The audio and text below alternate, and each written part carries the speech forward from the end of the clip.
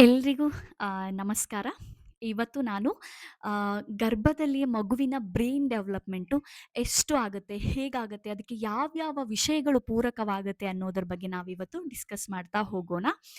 ಮೊದಲನೇದಾಗಿ ಮಗು ಯಾವಾಗ ಫಾರ್ಮ್ ಆಗುತ್ತಲ್ಲ, ಮಗುವಿನ ಫಾರ್ಮೇಷನ್ ಸ್ಟಾರ್ಟ್ ಆದಾಗ ಫಸ್ಟ್ ಟ್ರೈಮೆಸ್ಟರಲ್ಲೇ ಮಗುವಿನ ಬ್ರೈನ್‌ನಲ್ಲಿ ನ್ಯೂರಲ್ ಟ್ಯೂಬ್ಸು ಫಾರ್ಮ್ ಆಗಲಿಕ್ಕೆ ಸ್ಟಾರ್ಟ್ ಆಗಿರುತ್ತೆ.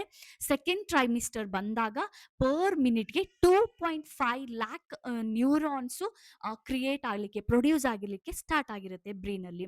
ಸೊ, ಟಿಲ್ ಬರ್ತ್ ಅಂದರೆ ಮಗು ಹುಟ್ಟುತ್ತೆ ಅನ್ನೋ ಅಷ್ಟರಲ್ಲಿ ಮಗುವಿನ ಬ್ರೈನ್ ಬಂದು 25% ಬ್ರೈನ್ ಡೆವಲಪ್‌ಮೆಂಟ್ ಆಗಿರುತ್ತೆ. ಮಿಕ್ಕ 75% 5 ಇಯರ್ಸ್ ಏಜ್‌ವರೆಗೂ ಡೆವಲಪ್ ಆಗ್ತಾ ಬರುತ್ತೆ ಹಂತ ಹಂತವಾಗಿ.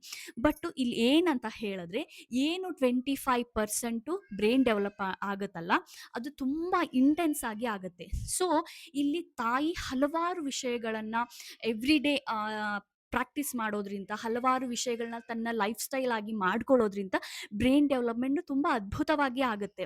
ಸೊ, ಯಾವ ವಿಷಯಗಳನ್ನ ಪಾಲಿಸಬೇಕು, ಆ ವಿಷಯಗಳನ್ನ ಪಾಲಿಸೋದ್ರಿಂದ ನೀವು ಸಹ ನಿಮ್ಮ ಮಗುವನ್ನ ತುಂಬಾ ಶಾರ್ಪ್ ಮತ್ತು ಇಂಟೆಲಿಜೆಂಟ್ ಆಗಿ ಕಾಣಲಿಕ್ಕೆ ಸಾಧ್ಯವಾಗುತ್ತೆ. ಸೊ, ಯಾವ್ಯಾವ ವಿಷಯಗಳು ಪೂರಕವಾಗುತ್ತೆ ಅಂತ ನಾನು ನಿಮ್ಗೀಗ ತಿಳಿಸ್ಕೊಡ್ತಾ ಹೋಗ್ತೇನೆ. ಇಲ್ಲಿ ಮೊದಲನೆಯದು ಬಂದು ಪ್ರಾಣಾಯಾಮ, ಸೆಕೆಂಡ್ ಒನ್ನು ಫುಡ್ ಅಂದ್ರೆ ನೀವು ತೆಗೆದುಕೊಳ್ಳುವ ಸಾತ್ವಿಕ ಆಹಾರ, ಅದರ ಜೊತೆಗೆ ಇನ್ನು ಹಲವಾರು ವಿಷಯಗಳು ಇಲ್ಲಿ ತುಂಬಾ ಪೂರಕವಾಗ್ತದೆ. ನಾನೀಗ ಮೊದಲು ಪ್ರಾಣಾಯಾಮದ ಬಗ್ಗೆ ಹೇಳ್ಕೊಡ್ತಾ ಹೋಗ್ತೀನಿ. ಪ್ರಾಣಾಯಾಮ ಹೇಗೆ ಮಗುವಿನ ಮೆದುಳಿನ ಬೆಳವಣಿಗೆಗೆ ಪೂರಕವಾಗ್ತದೆ ಅಂತ ಹೇಳಿದ್ರೆ, ಇಲ್ಲಿ ಪ್ರಾಣಾಯಾಮವನ್ನ ಆಳವಾದ ಉಸಿರು ತೆಗೆದುಕೊಳ್ಳೋದು ಮತ್ತೆ ಬಿಡೋದ್ರಿಂದ ಇಲ್ಲಿ ಮಗುವಿನ ಬೆಳವಣಿಗೆಗೆ ಒಂದು ಅದ್ಭುತವಾದ ವಾತಾವರಣ ನಿರ್ಮಿಸಿಕೊಡೋದ್ರಲ್ಲಿ ಪ್ರಾಣಾಯಾಮ ಬಹುಮುಖ್ಯ ಪಾತ್ರವನ್ನ ವಹಿಸ್ತದೆ. ಹೇಗಪ್ಪ ಅಂತ ಹೇಳಿದ್ರೆ, ತಾಯಿ ಆಳವಾದ ಉಸಿರಾಟವನ್ನ ಅಂದ್ರೆ ಪ್ರಾಣಾಯಾಮವನ್ನ ಮಾಡೋದ್ರಿಂದ ಇಲ್ಲಿ ಆಕ್ಸಿಜನ್ನು ರಕ್ತದ ಮೂಲಕ ಸೇರ್ಪಡೆಯಾಗಿ ಅದು ಪ್ಲಸೆಂಟಾ ಮೂಲಕ ಮಗುವಿನ ಮೆದುಳಿಗೆ ಹೋಗಿ ಅಲ್ಲಿ ಮೆದುಳಿನ ಬೆಳವಣಿಗೆಗೆ ಇದು ತುಂಬಾ ಪೂರಕವಾಗ್ತದೆ. ಹಾಗೆ ಮೆದುಳಿನ ಬೆಳವಣಿಗೆ ವೇಗವಾಗ್ತದೆ ಇಲ್ಲಿ ಪ್ರಾಣಾಯಾಮ ಮಾಡೋದ್ರಿಂದ. ಸೊ, ಮಗುವಿನ ಬೆಳವಣಿಗೆಗೆ, ಮೆದುಳಿನ ಬೆಳವಣಿಗೆಗೆ ಆ ಪ್ರಾಣಾಯಾಮ ಅನ್ನೋದು ತುಂಬಾ ಅಂದ್ರೆ ತುಂಬಾ ಇಂಪಾರ್ಟೆಂಟ್ ಆಗುತ್ತೆ.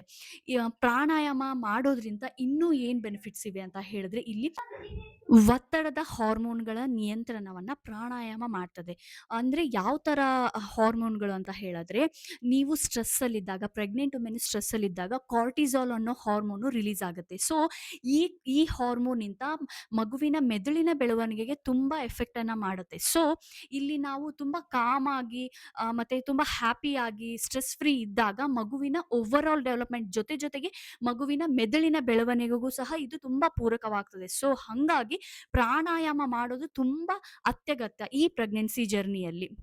ನೆಕ್ಸ್ಟ್ ಒನ್ ಬಂದು ರಕ್ತ ಪರಿಚಲನೆ ಮತ್ತು ಪೋಷಕಾಂಶಗಳ ಸರಬರಾಜು ಅಂತ ಹೇಳಿದ್ರೆ, ನೀವು ಸರಿಯಾಗಿ ಪ್ರಾಣಾಯಾಮವನ್ನ, ದೀರ್ಘವಾದ ಉಸಿರನ್ನ ಇದರಿಂದ ನಿಮ್ಮ ಬ್ಲಡ್ ಪ್ರೆಷರು ಸಹ ಕಂಟ್ರೋಲ್ ಇರುತ್ತೆ. ಇದರ ಜೊತೆಗೆ ಮಗುವಿಗೆ ಬೇಕಾದಂತಹ, ಮೆದುಳಿನ ಬೆಳವಣಿಗೆಗೆ ಬೇಕಾದಂತಹ ಪೋಷಕಾಂಶಗಳು ಸರಬರಾಜುನು ಸಹ ಮೆದುಳಿಗೆ ಸರಿಯಾಗಿ ಹೋಗುತ್ತೆ. ಸೊ, ಪ್ರಾಣಾಯಾಮ ನಿಮ್ಮನ್ನ, ಪ್ರೆಗ್ನೆಂಟ್ ವುಮನ್ನ ಕಂಪ್ಲೀಟ್ ಆಗಿ ಒಂದು ಬ್ಯಾಲೆನ್ಸ್ಡ್ ಆಗಿ ಇಡ್ಲಿಕ್ಕೆ ಹೆಲ್ಪ್ ಆಗುತ್ತೆ.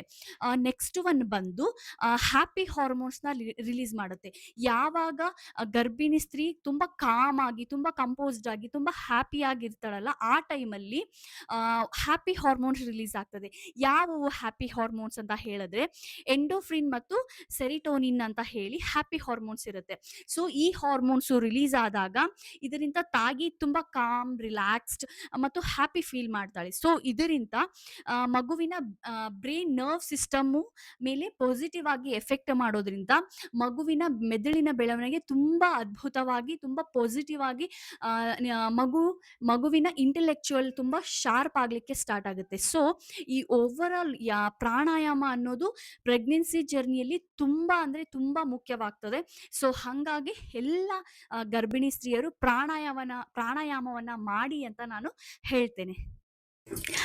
ನೆಕ್ಸ್ಟ್ ಒನ್ ಬಂದು ಫುಡ್. ಅಂದ್ರೆ ಆಹಾರ ಅನ್ನೋದು ಮಗುವಿನ ಓವರಾಲ್ ಡೆವಲಪ್‌ಮೆಂಟಿಗಾಗಿರ್ಬೋದು, ಹಾಗೆ ಮೆದುಳಿನ ಬೆಳವಣಿಗೆಗೆ ತುಂಬಾ ಅಂದ್ರೆ ತುಂಬಾ ಬಹುಮುಖ್ಯ ಪಾತ್ರವನ್ನ ವಹಿಸ್ತದೆ. ಇಲ್ಲಿ ಏನಂತ ಹೇಳಿದ್ರೆ ಬ್ರೈನ್ ಡೆವಲಪ್‌ಮೆಂಟ್‌ಗೆ 3 ಮೇಜರ್ ನ್ಯೂಟ್ರಿಯೆಂಟ್ಸ್ ಇದಾವೆ. ಅವು ಹೇಗೆ ಅಂತ ಹೇಳಿದ್ರೆ ಒಂಥರ ನಾನ್ ನೆಗೋಷಿಯಬಲ್ ಇದ್ದಂಗೆ. ಅವುಗಳನ್ನ ಎಲ್ಲಾ ಗರ್ಭಿಣಿ ಸ್ತ್ರೀಯರಿಗೆ all pregnant womens must and should consume ಮಾಡ್ಲೇಬೇಕು. ಅವು ಯಾವುವು ಅಂತ ನೋಡೋಣ ಈಗ. ಮೊದಲನೇದಾಗಿ ಬಂದು ಕೋಲಿನ್. ಇದು ಮೆದುಳಿನ ನೆನಪಿನ ಶಕ್ತಿ ಅಂದ್ರೆ ಮೆಮರಿ ಪವರ್‌ನ ಬೆಳವಣಿಗೆಗೆ ಸಹಕಾರಿಯನ್ನ ಮಾಡ್ತದೆ. ನೆಕ್ಸ್ಟ್ ಒನ್ ಬಂದು ಒಮೆಗಾ 3 ಫ್ಯಾಟಿ ಆಸಿಡ್. ಇದು ಮೆದುಳಿನ ರಚನೆಗೆ ತುಂಬಾ ಮುಖ್ಯ ಮತ್ತು ಅದರ ಜೊತೆಗೆ ಕಣ್ಣಿನ ದೃಷ್ಟಿಗೂ ಸಹ ಇದು ಒಮೆಗಾ 3 ಫ್ಯಾಟಿ ಆಸಿಡ್ ತುಂಬಾ ಮುಖ್ಯವಾಗ್ತದೆ. ನೆಕ್ಸ್ಟ್ ಒನ್ ಬಂದು ಫೊಲೈಟ್ ಮತ್ತು ಫೋಲಿಕ್ ಆಸಿಡ್. ಇವುಗಳನ್ನ ಟ್ಯಾಬ್ಲೆಟ್ಸ್ ಕೊಟ್ಟಿರ್ತಾರೆ ಫಸ್ಟ್ ಟ್ರೈಮಿಸ್ಟರ್ ಅಲ್ಲಿ. ಇವು ತುಂಬಾ ಮುಖ್ಯವಾಗ್ತದೆ. It's a very crucial for preventing a neural tube defects. ಅಂದ್ರೆ ಯಾವುದೇ ರೀತಿಯ ನ್ಯೂರಲ್ ಟ್ಯೂಬ್ ಡಿಫೆಕ್ಟ್ಸ್ ಆದ್ರೂ ಇವುಗಳನ್ನ ಪ್ರಿವೆಂಟ್ ಮಾಡ್ಲಿಕ್ಕೆ ಇದು ಫೋಲೇಟ್ ಮತ್ತು ಫೋಲಿಕ್ ಆಸಿಡ್ ತುಂಬಾ ಮುಖ್ಯವಾಗ್ತದೆ. ಹಾಗೆ ಮೆದುಳಿನ ಕಾಗ್ನಿಟಿವ್ ಫಂಕ್ಷನ್‌ಗೆ ತುಂಬಾ ಸಪೋರ್ಟ್ ಅನ್ನ ಮಾಡುತ್ತೆ ಫೋಲಿಕ್ ಮತ್ತು ಫೋಲೈಟ್ ಆಸಿಡ್. ಇದರ ಜೊತೆಗೆ ಐರನ್ ಆಗಿರಬಹುದು, ಮತ್ತೆ ಅಯೋಡಿನ್ ಆಗಿರಬಹುದು, ಪ್ರೋಟೀನ್, ಜಿಂಕ್ ಹೀಗೆ ಹಲವಾರು ಆಹಾರಗಳನ್ನ, ಇವೆಲ್ಲ ಕಂಟೆಂಟ್ ಇರುವ ಆಹಾರಗಳನ್ನ ಸೇವಿಸೋದು ಮಗುವಿನ ಬೆಳವಣಿಗೆಗೆ ತುಂಬಾ ಅಂದ್ರೆ ಪೂರಕವಾಗ್ತದೆ, ಅಂದ್ರೆ ಸಹಾಯ ಆಗ್ತದೆ. ಮೆದುಳಿನ ವೇಗವಾದ ಬೆಳವಣಿಗೆಗೆ ತುಂಬಾ ಸಹಾಯವನ್ನ ಮಾಡ್ತದೆ. ಪ್ರಾಣಾಯಾಮ ಮತ್ತು ಆಹಾರದ ಜೊತೆಗೆ ಇನ್ನು ಹಲವಾರು ವಿಷಯಗಳು ಮೆದುಳಿನ ಬೆಳವಣಿಗೆಗೆ ಸಹಾಯವನ್ನ ಮಾಡ್ತದೆ. ಮೊದಲನೇದಾಗಿ ಶ್ರವಣ ಶಕ್ತಿ ಅಂತ ಹೇಳಿದ್ರೆ ಅಪ್ರಾಕ್ಸಿಮೇಟ್ಲಿ ಸೆಕೆಂಡ್ ಟ್ರೈಮಿಸ್ಟರ್ ಅಲ್ಲಿ ಅಂದ್ರೆ 23-24 ವೀಕ್ಸ್‌ಗೆ ಮಗುವಿನ ಹಿಯರಿಂಗ್ ಕೆಪಾಸಿಟಿ ಜಾಸ್ತಿ ಆಗಿರುತ್ತೆ. ಸೊ ಇಲ್ಲಿ ನಾವು ಹೇಗ್ ಮಾತಾಡ್ತಿಲ್ಲ ಅಂದ್ರೆ ನಮ್ಮ ಭಾಷೆಯನ್ನು ಸಹ ರೆಕಗ್ನೈಸ್ ಮಾಡ್ಲಿಕ್ಕೆ ಸ್ಟಾರ್ಟ್ ಮಾಡಿರುತ್ತೆ. ಸೊ ಇಲ್ಲಿ ನಾವು ಎಷ್ಟು ಸಾಧ್ಯ ಅಷ್ಟು ಒಳ್ಳೆ ಹಾಡುಗಳನ್ನ ಕೇಳೋದಾಗಿರ್ಬೋದು, ಎಸ್ಪೆಷಲಿ ಮೆಲಡಿ ಸಾಂಗ್‌ನ ಆಗಿರ್ಬೋದು ಅಥವಾ ಮ್ಯೂಸಿಕ್‌ನ ಕೇಳೋದ್ರಿಂದ ಅಥವಾ ನೀವೇ ತಾಯಿಯಾಗಿ ಹಾಡು ಹಾಡೋದ್ರಿಂದ, ಇದೆಲ್ಲವನ್ನ ಮಾಡೋದ್ರಿಂದ ಮಗುವಿನ ಬೆಳವಣಿಗೆಗೆ ಅಂದ್ರೆ ಮೆದುಳಿನ ಬೆಳವಣಿಗೆಗೆ ತುಂಬಾ ಸಹಾಯ ಆಗ್ತದೆ. ಇದರ ಜೊತೆಗೆ ಬಂದು ಸ್ಲೀಪ್ ಸೈಕಲ್ಸು ಅಂದ್ರೆ ಎಸ್ಪೆಷಲಿ ಥರ್ಡ್ ಟ್ರೈಮಿಸ್ಟರ್ ಅಲ್ಲಿ ಮಗುವಿನ ಬೆಳವಣಿಗೆ ರ್ಯಾಪಿಡ್ ಆಗಿ ಆಗ್ತಿರುತ್ತೆ. ಮೆದುಳಿನಿಂದ ಹಿಡಿದು ಎಲ್ಲ ಆರ್ಗನ್ಸ್ ರ್ಯಾಪಿಡ್ ಆಗಿ ಗ್ರೋತ್ ಆಗ್ತಿರೋದ್ರಿಂದ ಇಲ್ಲಿ ನೀವು ಎಷ್ಟು ಸರಿಯಾಗಿ ನಿದ್ದೆಯನ್ನ ಮಾಡ್ತಿರಲ್ಲ ಅಷ್ಟು ಮಗುವಿನ ಮೆದುಳಿನ ಬೆಳವಣಿಗೆಗೆ ಸಹಾಯಕ ಆಗ್ತದೆ. ಸೊ ನಿಮ್ಮ ಸ್ಲೀಪ್ ಸೈಕಲ್ಸು ತುಂಬಾ ಇಂಪಾರ್ಟೆಂಟು. ಇದು ಪ್ರೆಗ್ನೆನ್ಸಿ ಜರ್ನಿ ಅಷ್ಟೇ ಅಲ್ಲ, ಈವನ್ ಆಫ್ಟರ್ ಡೆಲಿವರಿನೂ ಸಹ ಮಗು ಎಷ್ಟು ಚೆನ್ನಾಗಿ ನಿದ್ದೆ ಮಾಡ್ತದಲ್ಲ ಅಷ್ಟು ಮಗುವಿನ ಮೆದುಳಿನ ಬೆಳವಣಿಗೆ ತುಂಬಾ ಚೆನ್ನಾಗಿ ಆಗ್ತದೆ. ನೆಕ್ಸ್ಟ್ ಬಂದು ಯೋಗ. ತಾಯಿ ಅಂದ್ರೆ ಗರ್ಭಿಣಿ ಸ್ತ್ರೀ ಎಷ್ಟು ಆಕ್ಟಿವ್ ಆಗಿರ್ತಾಳೆ, ಫಿಸಿಕಲಿ ತನ್ನನ್ನ ತಾನು ಎಷ್ಟು ಆಕ್ಟಿವ್ ಆಗಿ ಇಟ್ಕೊಳ್ತಾಳಲ್ಲ ಅಷ್ಟೇ ಮಗುವಿನ ಆರೋಗ್ಯ ಅಂದ್ರೆ ಕಂಪ್ಲೀಟ್ ಓವರ್ ಆಲ್ ಡೆವಲಪ್ಮೆಂಟ್ ತುಂಬಾ ಚೆನ್ನಾಗಿ ಆಗ್ತಿರುತ್ತೆ. ಎಸ್ಪೆಷಲಿ ಬ್ರೈನ್ ಡೆವಲಪ್ಮೆಂಟು ಸಹ ಚೆನ್ನಾಗಿ ಆಗ್ತಿರುತ್ತೆ. ಸೊ ಇಲ್ಲಿ ಎಷ್ಟು ಸಾಧ್ಯ ಆಸನಗಳನ್ನ ಮಾಡೋದಾಗಿರಬಹುದು, ಪ್ರಾಣಾಯಾಮ ಮಾಡೋದಾಗಿರಬಹುದು, ವಾಕಿಂಗ್‌ನ ಮಾಡೋದಾಗಿರೋದು, ಇದೆಲ್ಲವೂ ತುಂಬಾ ಇಂಪಾರ್ಟೆಂಟ್ ಆಗುತ್ತೆ. ಸೊ ಎಷ್ಟು ಸಾಧ್ಯ ಅಷ್ಟು ಫಿಸಿಕಲಿ ಆಕ್ಟಿವ್ ಆಗಿರಿ ಎಲ್ರು. ನೆಕ್ಸ್ಟ್ ಬಂದು ಭಾವನಾತ್ಮಕ ಸಂಬಂಧ.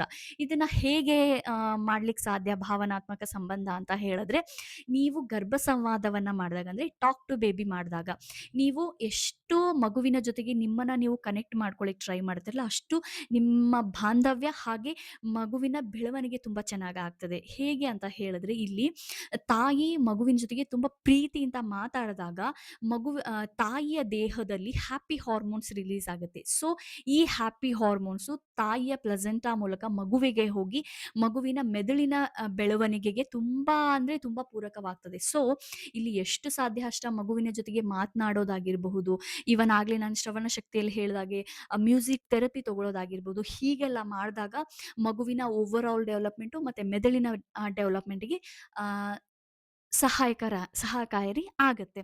ಇದರ ಜೊತೆಗೆ ಬಂದು ಹೀಗೆ ಹಲವಾರು ವಿಷಯಗಳು ಈ ಗರ್ಭಾವಸ್ಥೆಯಲ್ಲಿ ಮೆದುಳಿನ ಬೆಳವಣಿಗೆಗೆ ಹಲವಾರು ಉಪಯೋಗಗಳನ್ನ ಮಾಡಿಕೊಡ್ತದೆ. ಸೊ ನಿಮ್ಮ ಮಗು ತುಂಬಾ ಶಾರ್ಪ್ ಆಗ್ಬೇಕು, ಇಂಟೆಲಿಜೆಂಟ್ ಆಗ್ಬೇಕು ಅಂತ ಹೇಳಿದ್ರೆ ತಾಯಿಯಾಗಿ ನೀವು ಇದೆಲ್ಲವನ್ನ ಪಾಲಿಸಿದಾಗ ಒಂದು ಅದ್ಭುತವಾದ ಒಂದು ಶ್ರೇಷ್ಠ ಮಗುವನ್ನ ನೀವು ಪಡಿಲಿಕ್ಕೆ ಸಾಧ್ಯವಾಗ್ತದೆ. ಸೊ ಇದೆಲ್ಲವನ್ನ ನೀವು ನಿಮ್ಮ ಡೈಲಿ ರೂಟೀನ್ ಅನ್ನ ಮಾಡ್ಕೊಂಡಾಗ ಒಂದು ಅದ್ಭುತವಾದ ಮಗು ಬರ್ಲಿಕ್ಕೆ ಸಾಧ್ಯ. ಸೊ ಇದೆಲ್ಲವನ್ನ ಫಾಲೋ ಅಪ್ ಮಾಡಿ ಹಾಗೆ ಇದೆಲ್ಲವನ್ನ ಎವ್ರಿ ಡೇ ನೀವು ಫಾಲೋ ಮಾಡಬೇಕು ಅಂತ ಹೇಳಿದ್ರೆ ನಮ್ಮ ಗರ್ಭ ಸಂಸ್ಕಾರ ಕ್ಲಾಸಸ್‌ಗೆ ಜಾಯಿನ್ ಆದ್ರೆ ನೀವು ಎವ್ರಿ ಡೇ ನಿಮ್ಮ ಡೈಲಿ ರೂಟೀನ್ ಅನ್ನಾಗಿ ಇದನ್ನೆಲ್ಲವನ್ನ ಮಾಡ್ಕೊಳ್ಬಹುದು.